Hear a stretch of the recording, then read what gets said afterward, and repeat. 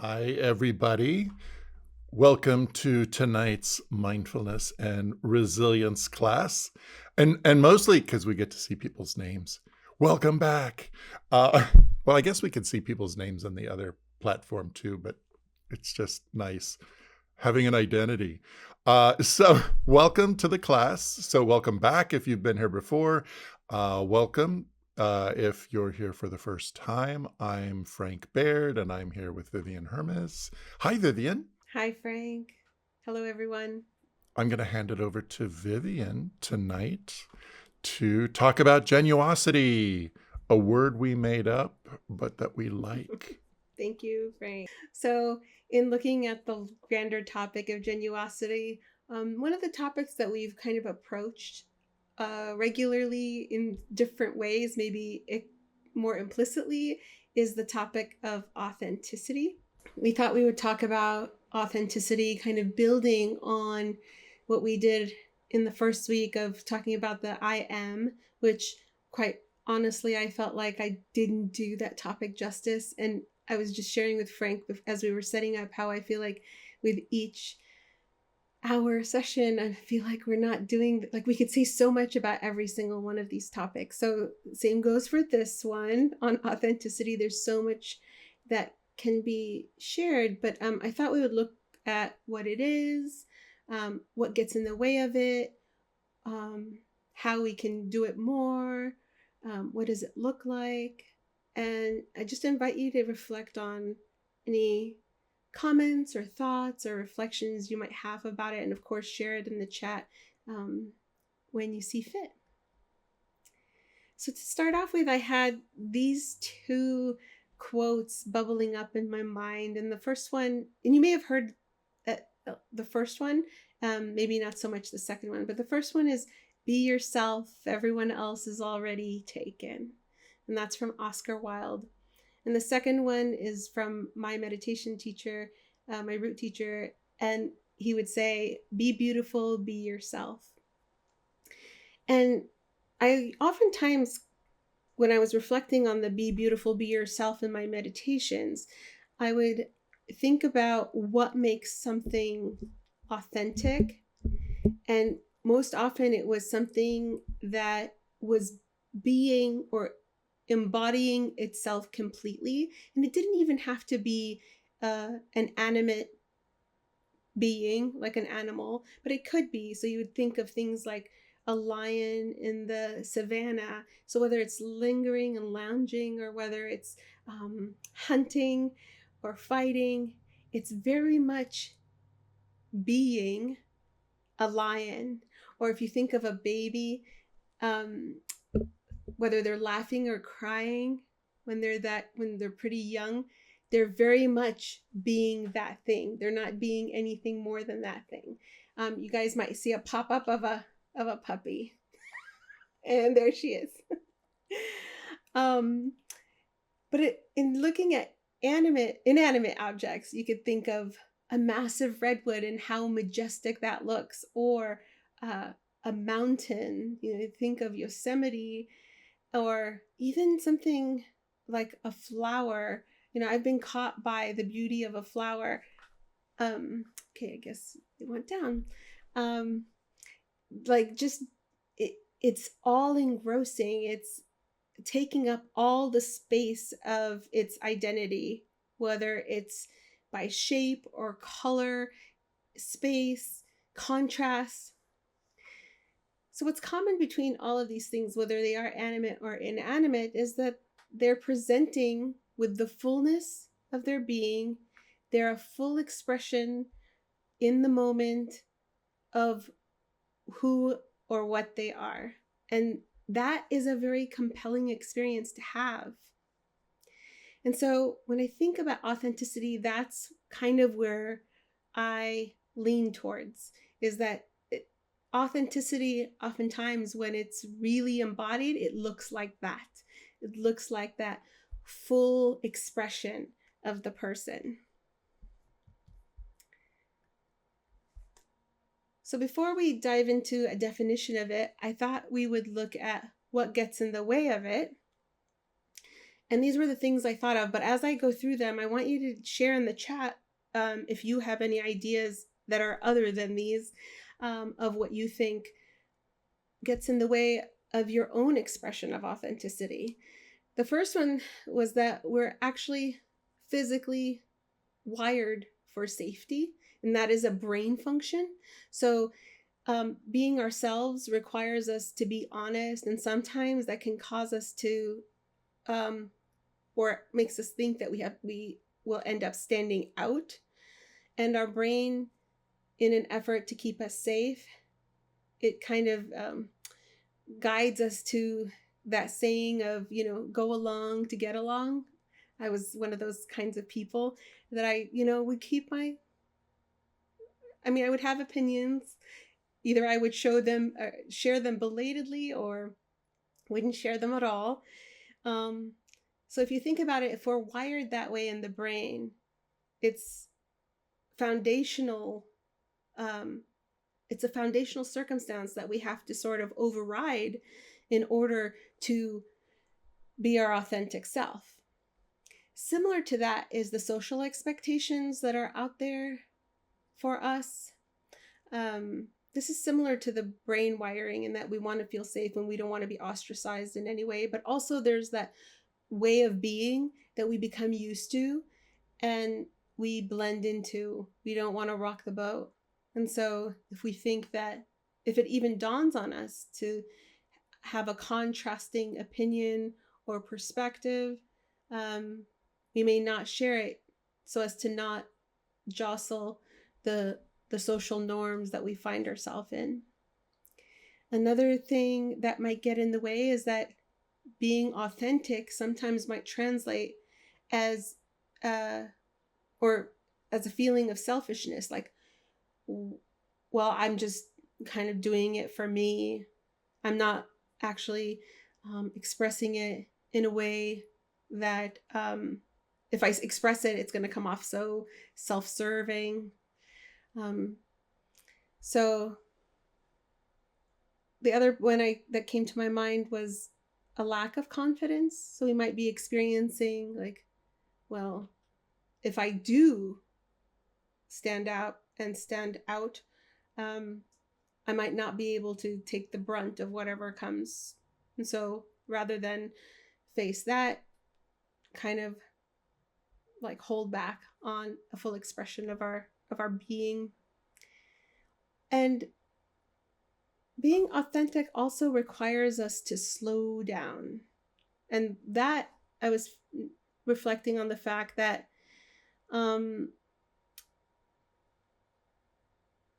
how do we know what it is that this moment needs, like what it needs from us, what it's calling us to do? This requires us to not be in an autopilot state. And this is where the mindfulness techniques and all of these things, the skills that we're building really serve us, because a lot of the things that we do, we fell into. I can honestly say that most of the people that I graduated law school with, that first job out of law school kind of dictated your specialization. And like 20 years out, most everybody is in that same field, maybe not in the same workplace, most definitely not in the same workplace, but definitely in that same field that they started off with. So hopefully they started off there, they were choosy in what they chose, and that was aligned with their values. But it wasn't necessarily the case for a lot of people. So to slow down, to kind of reflect on what matches our values. When we look at what authenticity actually is, it's a matter of being true to one's personality, spirit, or character. That was what I pulled from the dictionary. Authenticity is reflected in our thoughts, words, and our actions. So also within it carries an awareness of our biases and our perceptions. So there is that sort of witnessing of ourselves that we can offer. And recognizing our own sense of authenticity is always evolving. Who we are is always in the process of being made, being influenced, breaking down and gathering. But knowing that the most intimate relationship that we have, and it's lifelong, is the one that we have with ourselves. We sort of owe it to ourselves to really reflect on, where am I at in my life? Are my habits, ideas, the ways I show up for myself and in the world with others, does it align with how I perceive myself to be? Brene Brown, who Frank shared her definition of vulnerability last week, defined authenticity as a collection of choices that we have to make every day. It's about the choice to show up and be real, the choice to be honest. And so when we think about what it means to choose honesty moment to moment, we can recognize that, yeah, it could come off pretty wildly crazy if we're just being, ourselves, like we're just speaking every truth that moves through us, right? Without any considerations of its impact. But I thought, when I was thinking about what would be the guardrails we could create around that sense of honesty, so still being true to yourself, but also, are there any guardrails that you can create? I thought about this acronym THINK, which breaks down to, is it true? And that is it a fact, or is it my opinion that I'm trying to communicate in this moment? And knowing that this is usually, this THINK acronym is usually used for speaking and communicating with others, but I find it just as helpful to use it when you're reflecting on the internal dialogue that's going on with yourself, not only with others. The H is it helpful? That is, who, what, why, or how is this helpful to anyone, or to the one that it's directed towards? Would you find it helpful if someone said it to you? Is it inspiring? That is, would this help someone want to do something greater than what they're doing right now? Or even yourself, is having this thought inspiring you to move into a better space, and a space that you're more at ease and you're more contented? The N stands for necessary. And so, is this the right moment? So necessity is, time and space. And is this the right person to communicate? Am I the right person to communicate this to, right? To be communicating this?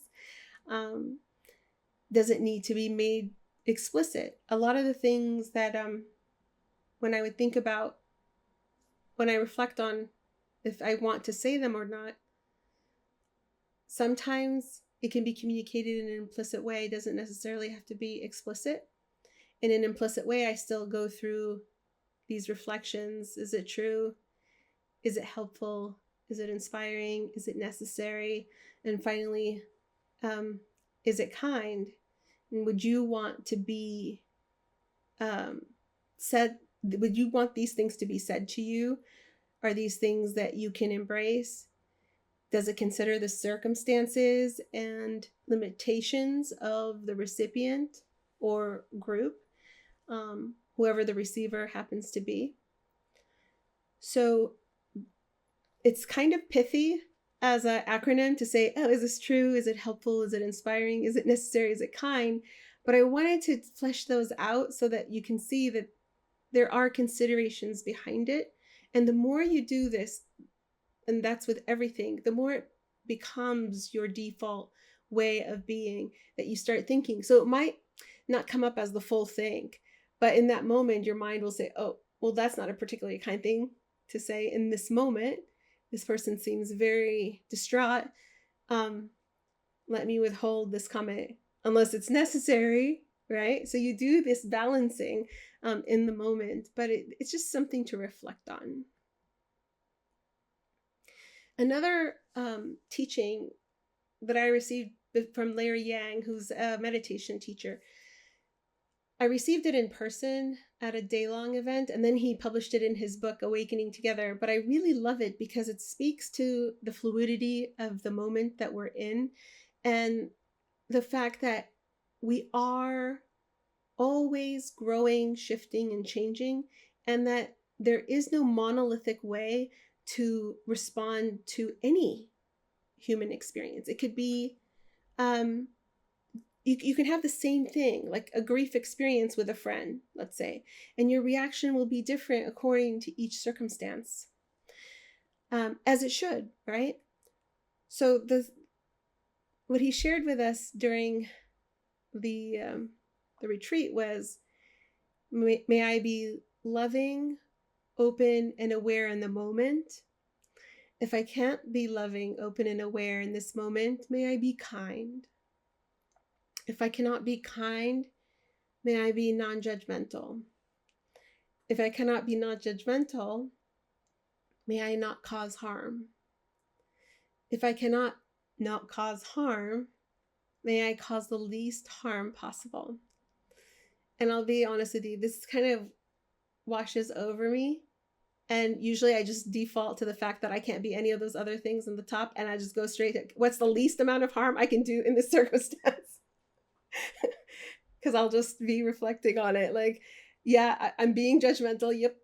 It's not particularly loving. Nope.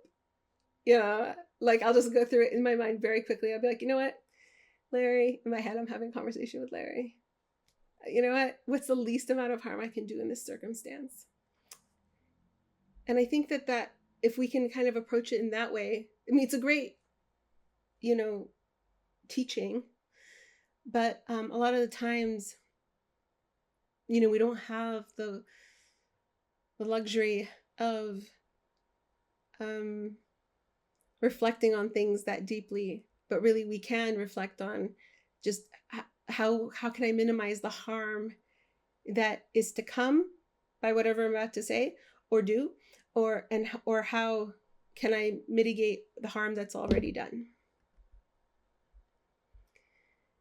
And as I was doing this, I realized that I didn't really speak to the benefits of this. And a lot of us, like, we just assume, oh, authenticity, yeah, everyone should be authentic, right?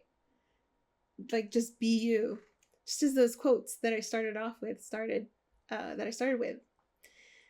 But some of the many, many benefits of maintaining an authentic presence is really deepening your awareness of your own personal values and ethics, and being able to, in doing so, you begin to release the patterns and beliefs that don't necessarily serve you. So this, you can think about it as far as like what you were raised with in terms of values. If you were raised with a certain set of values and then you go out into the world and it's not comporting with how you're experiencing life, you have a choice in that moment of whether to stick with what you know, which is comfortable, go along to get along.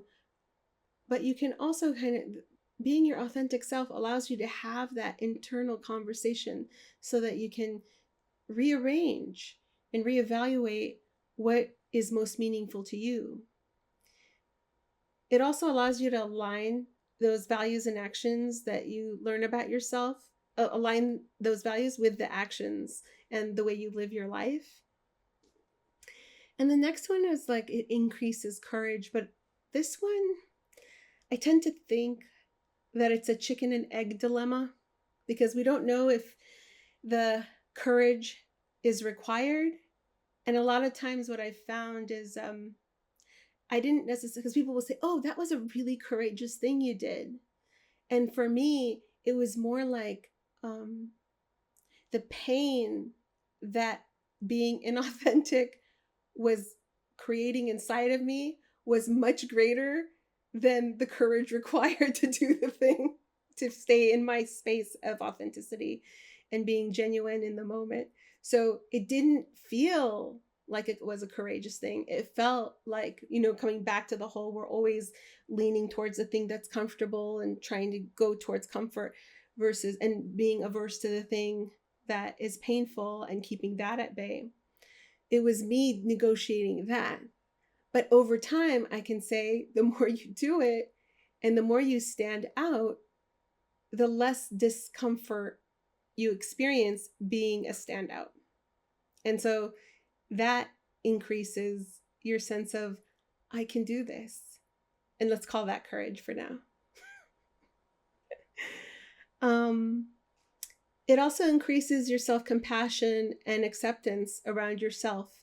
And when you start doing that, and especially when I started practicing and seeing where my mind was going with my meditation practice, and it was going all over the place, it dawned on me that there are people out there that don't have a practice. Many people are in my own life, and such a deep compassion would well up for them because, oh my goodness, they're suffering as much as I am. And they have different tools. Some of them might be more constructive than others in the way they're coping with all of the things that are arising in their life. And so, not to be pithy about it, but that you can only offer up what you've gained when what you offer up to yourself first. That's the sense of your capacity. So as your self-compassion and self-acceptance grows, the more you're open to accept and have compassion for others. And then it also allows for, like, as you have this authentic presence, it opens you up to authentic relationships. I can say that, a lot of times, I should speak to one more piece, and that is that we all play roles. We all have masks that we wear. We all have titles that we have in the different relational dynamics that we are in. And these are all well and good. There's nothing wrong with that. And so I want to make clear that it's not about shedding those roles, but how much can I bring my full self into that? And am I the kind of friend that I hold myself up to be, or sister, right? Am I meeting my values and what I consider to be the best version? I don't want to say best version. The version that I want to present in this moment, because it might not be your best version, but it's the one that you want to put forward in this moment. It also, and this might not be as obvious as the others, it heightens your intuition and allows for conscientious choices. And this goes back to the idea that to be authentic requires you to slow down, to be very present for yourself and what's arising in the moment. And when you do that, your natural wisdom and intuition arises. And from that, you can make very conscientious decisions on how to proceed, what to do, where to go. But it all, again, comes with a depth of practice. And I just wanted to pause there before we shift. Frank, do you have any thoughts? And I have not been following the chat, so if you could please share if there's anything in the chat or if anybody wants to engage. Yeah, there was a couple of comments that really stood out to me. One is, when I try to be authentic, I keep hearing my mother criticizing me, right? How many of us have had that experience where the notion of being authentic is you're wrong, and that you risk being excluded. What's the term? I always want to say excommunicated from the community, but that's specifically from the church. Is there? But like being cast out, and that tension between what you were talking about when we wear a mask or we show up kind of composed in a particular way for a particular context. Kind of the difference between these are the aspects of me that are important to be here in this, say, role, and the difference between that and safety that you're talking about, like the safety of I need to hide some Mhm. aspects of me. One thing I forgot. Oh, go ahead. Yeah, no, you go ahead. Should I answer to that? I want to address that because there was a piece you're reminding me that I wanted to speak to, where I was talking that we're wired for it, literally wired for safety, specifically. Like your limbic system, which is the most primitive part of our brain, that's the one that controls our fight, flight, freeze responses. That is all about safety. So if that is triggered or tripped under any circumstances, forget about the courage and forget about, you know what I mean, the mindfulness and the conscientious awareness of what's happening. You are going to move towards safety, and that's where I think self-compassion comes in, because it kind of also folds in what that first comment about what we were raised with. I mean, it took me forever to not imagine my mom's darting eyes. My mom would give us like dagger eyes. So it was always, it wasn't necessarily, and it was always like when we were in people, this is, I hope my mom isn't watching, but like, won't watch this. But, you know, and it took me for a really long time, like decades. I was many decades before those darting, daggery eyes in my mind. She wasn't doing it anymore, but you know, I would self regulate based on that. I'd be like, oh, you know, what would mom do in this? Or it would just come up. It was not even what would mom do. It would just come up because I had gotten used to that being the signal for like you're too much, or you know. So I totally hear that very much. That yeah, these are all, and that's a matter of safety. I don't want to draw my mom's ire, Yeah. right? So I started self-regulating. So all of these are playing into the same themes. What one more comment? Let me see, where was it? For me, I grew up in a family of origin and of marriage where being authentic equals target for being the scapegoat. Really painful on both levels. Hurt to be hurt for being myself, and hurt to not be authentic to be safe. Both felt lonely. Yeah, yeah. I think of that. I think about how often. So I'll sound like a conspiracy theorist at the moment, but I think you know that is a tactic that is either deliberate or just a side benefit from people who want to oppress us, where like it's sort of the feeling of collusion. It's like you sold yourself out to be safe, and so then you get the double guilt or shame about feeling like my community, in order to stay a part of this community, I cannot be me, and how hard it is to be me if I can't, like it's sort of like I'm betraying myself. Mm, I can appreciate that, the dilemma. yeah. Well, dilemma and pain, because dilemma doesn't identify the pain. Yeah. And also I think about that that's a role that we've taken on. So or it was hoisted on us. Like nobody would choose to be a scapegoat, right? But then we get used to playing that role, and then it becomes this like very tragic experience of repeating it in our other relationships, our chosen relationships. So like we don't necessarily choose the family we are born into and the family dynamic we have. But then when we start going out into the world and building relationships, if those haven't been um, brought up to the surface and become aware of it, we continue to repeat the patterns because our mind actually really wants to heal. And so maybe if I find something similar over here, a dynamic that's similar over here, maybe I can fix it, right? In relation. And then that delicate, I'll call it a dance, right? Between, do I even know my authenticity? because I'm so conditioned and so shaped by my interest and effort to be a part of this or that relationship, Mm, including my relationship with myself. I think about how often, there's this notion, maybe you're familiar with the term spiritual bypass. It's a yes. term often used to describe people who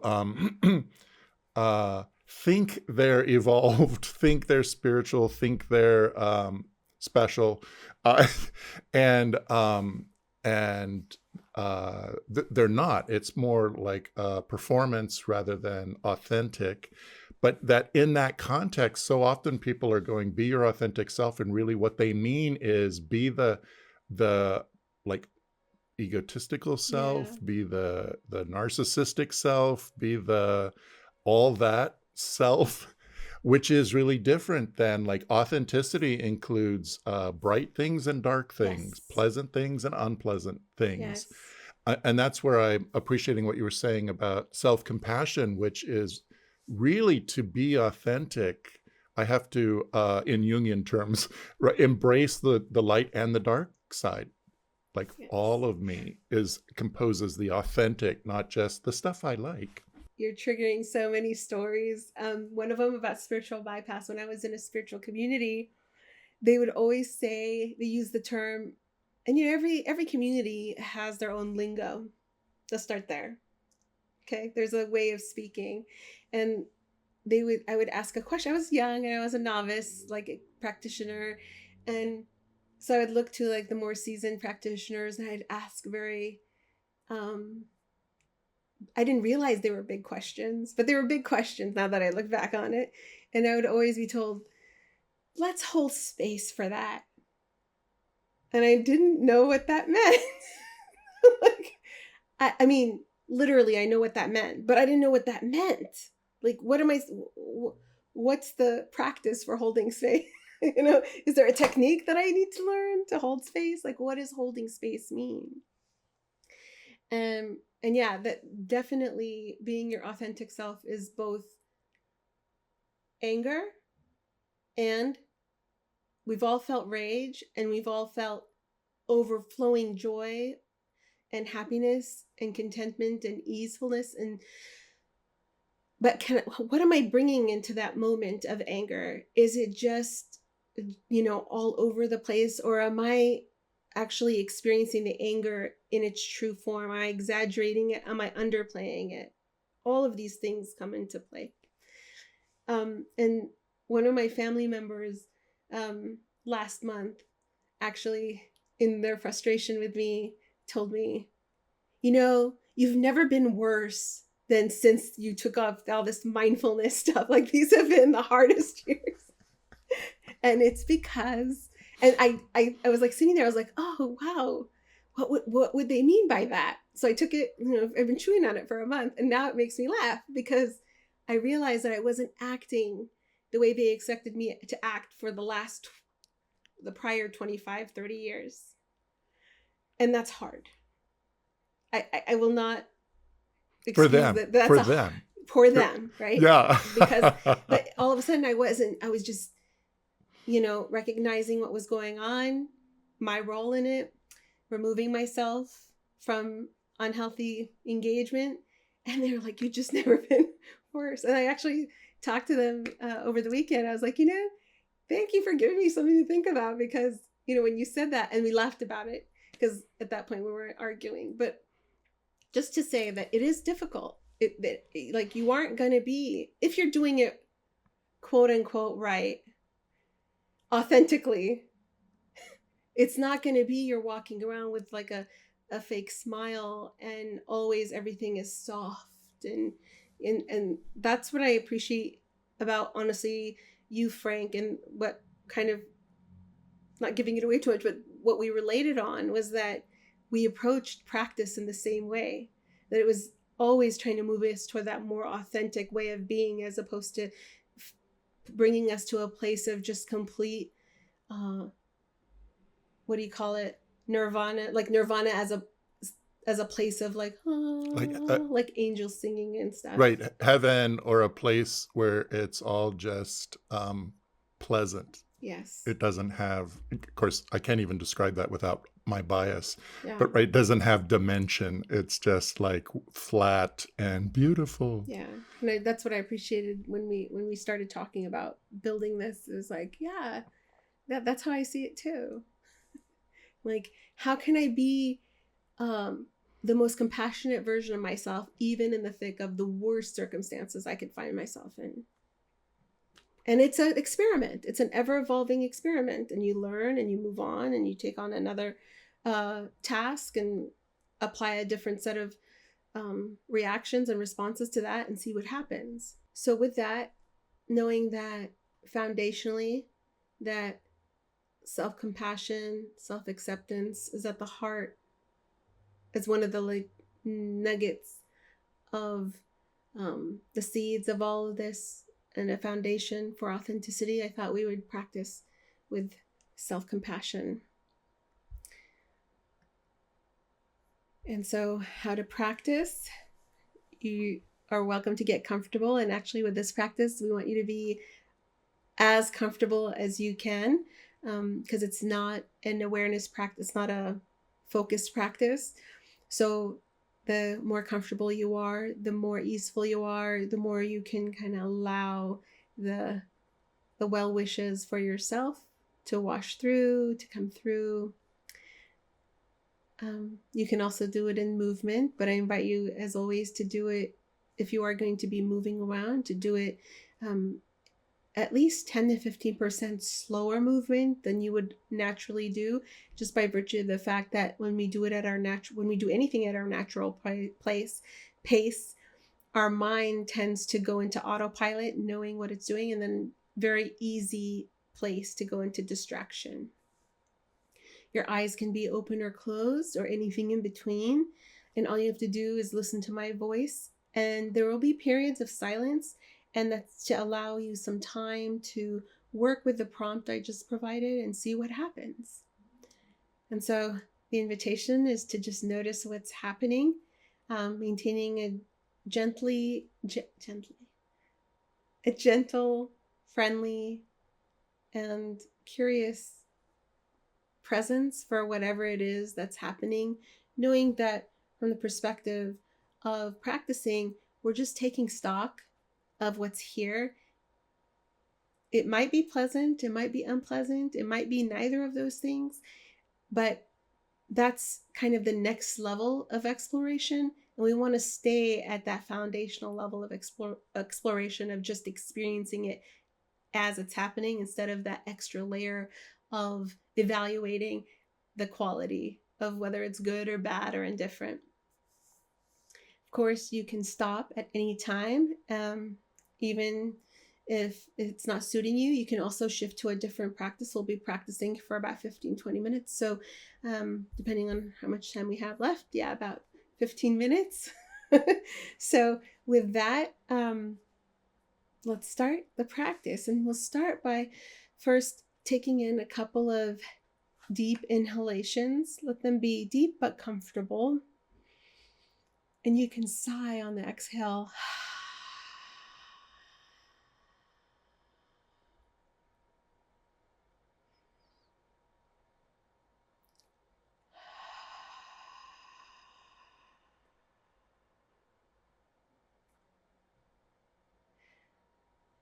The sighing with the exhale actually invites a certain amount of relaxation, because it stimulates the vagus nerve that tells the brain it's okay, we're at ease. And then letting your breath go to its natural rhythm.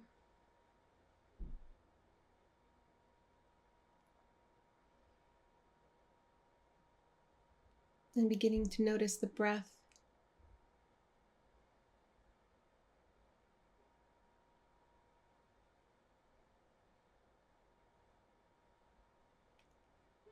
So the breath has its own qualities of being smooth or jagged, being deep or shallow.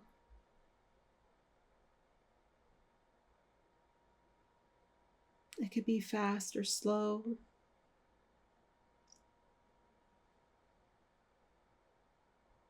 And the variations can also differ between the inhale and the exhale.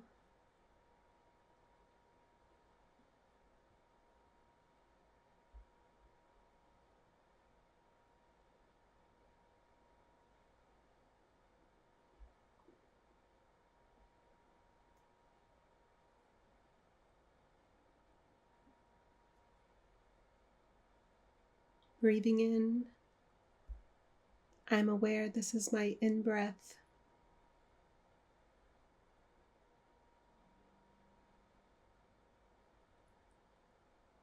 Breathing out, I'm aware this is my out-breath.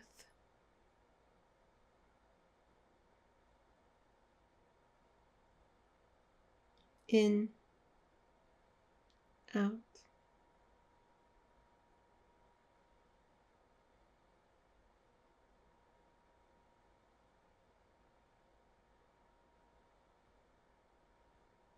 So following the in-breath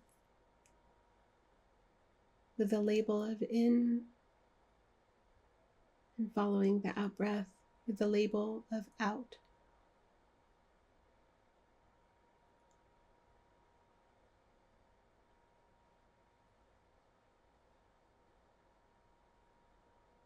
And I invite you to experiment.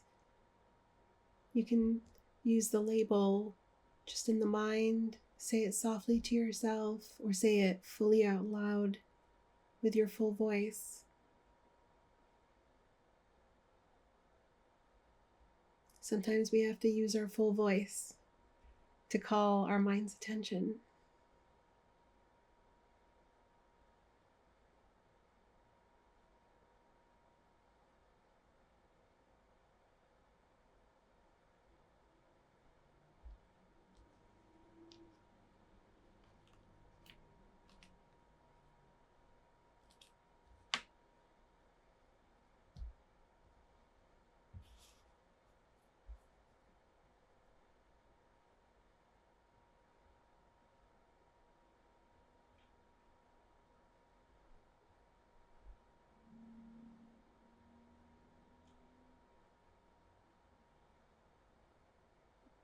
And we're going to offer ourselves some well wishes.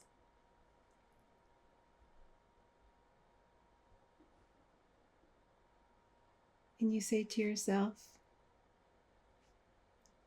may I be safe and protected from inner and outer harm.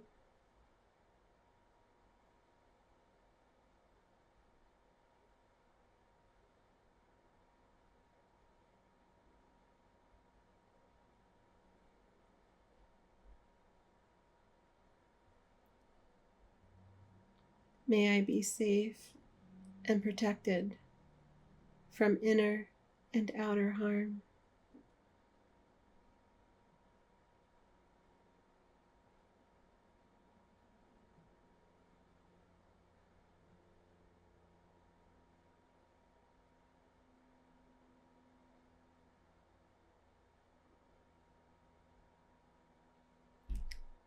In this moment, I am safe.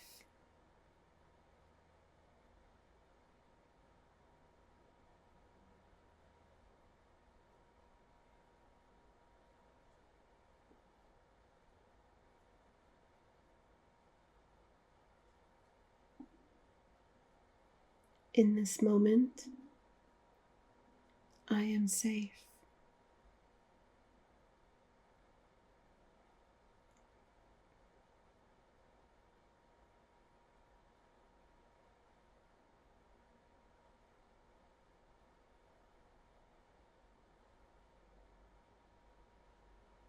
Noticing what that feels like in the body,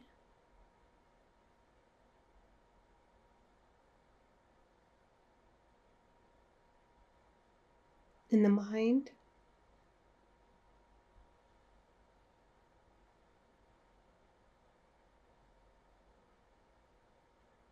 what happens to your posture, what happens to your thoughts. To say, I am safe.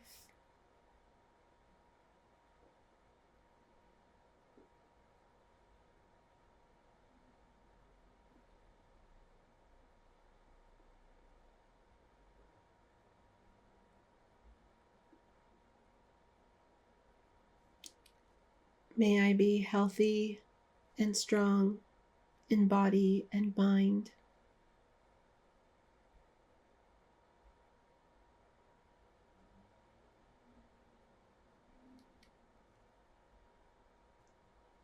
May I be healthy and strong in body and mind.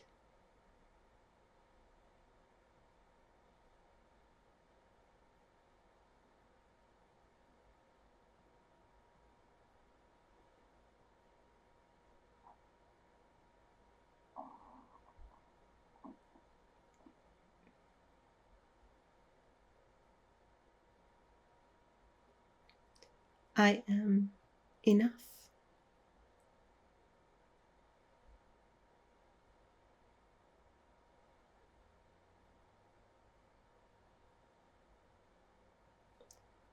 I am enough.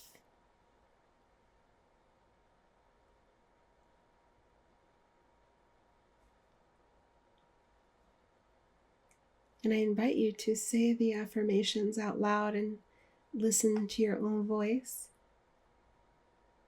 I am enough.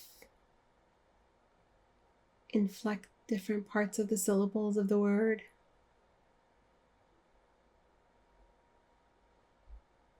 And begin to notice what it feels like in the body.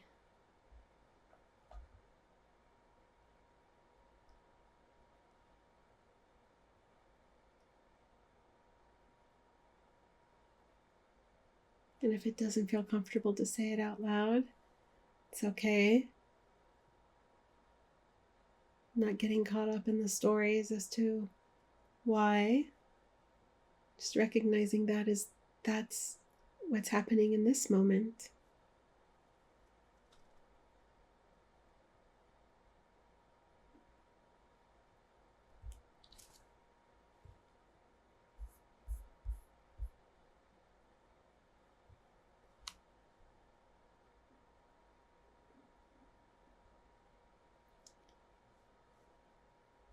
May I be peaceful and at ease.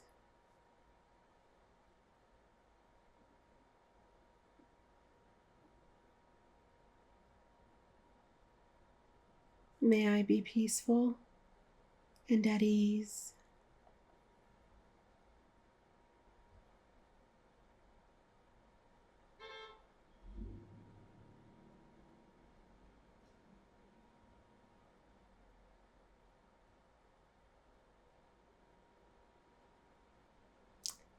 I have enough.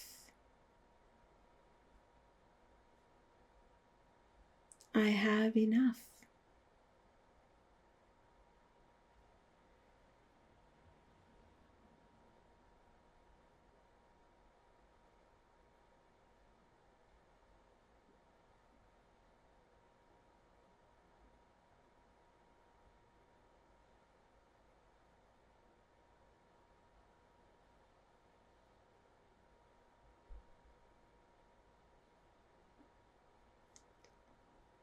May I be happy.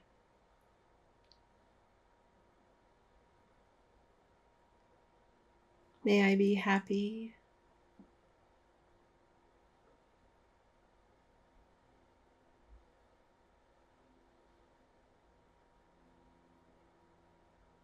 What does that feel like?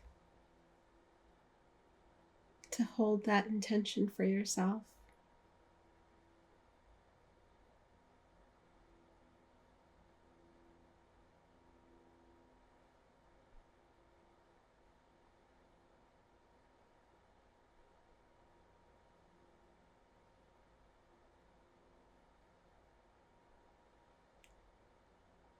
I am happy.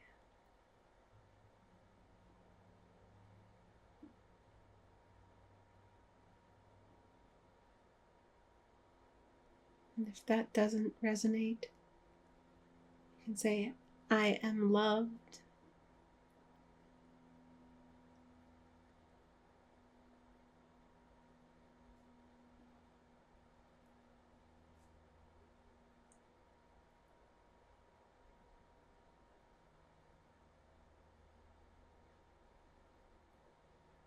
I am loved.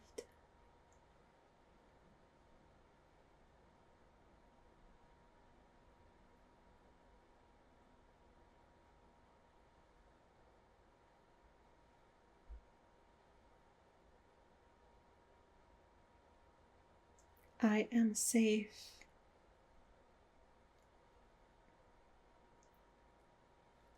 I am enough.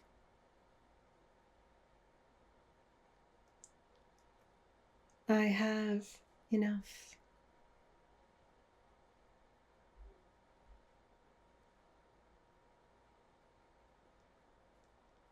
I am happy.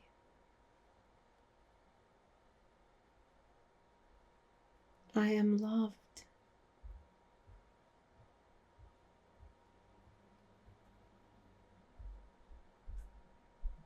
I invite you to pick one of those statements and say them to yourself intentionally with different tones, emphasis on different syllables.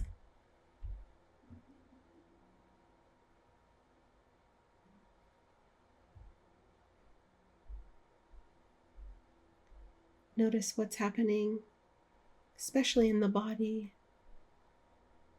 Is it softening? Is it tensing up? Is it staying the same? Where are those movements happening in the body?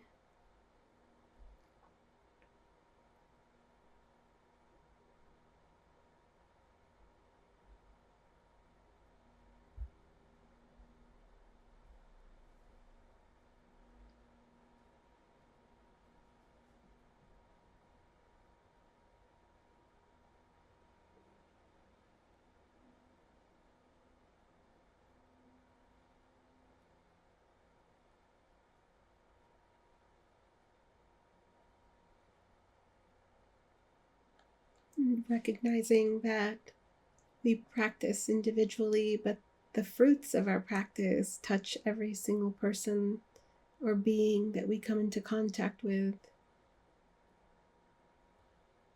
Knowing that it has a ripple effect. We can recognize it is for our benefit and benefit for all those we have the gift of contact with. So offering up some gratitude to yourself for this practice.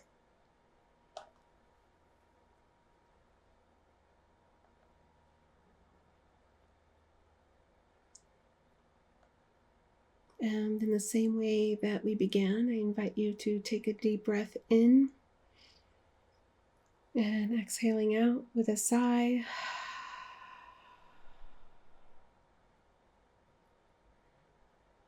Doing that a couple of times at your own pace.